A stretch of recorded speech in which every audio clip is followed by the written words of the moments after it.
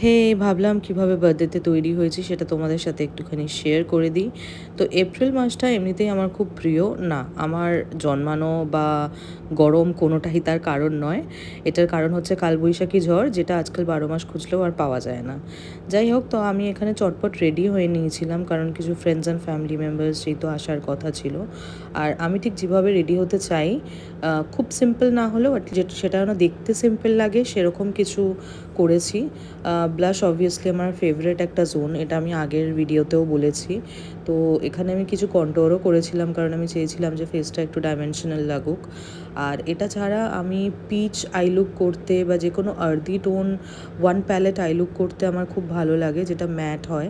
তো ওরকমই আমি একটা লুক ক্রিয়েট করেছিলাম। আর প্রথমে একটা পিচ কালারের লিপস্টিক দিয়েছিলাম, বাট তারপরে হালকা একটুখানি নিউড ব্রাউন তার সাথে মিক্স করে এই লুকটা ক্রিয়েট হয়েছে। তো তোমরা জানিও তোমাদের কেমন লাগে।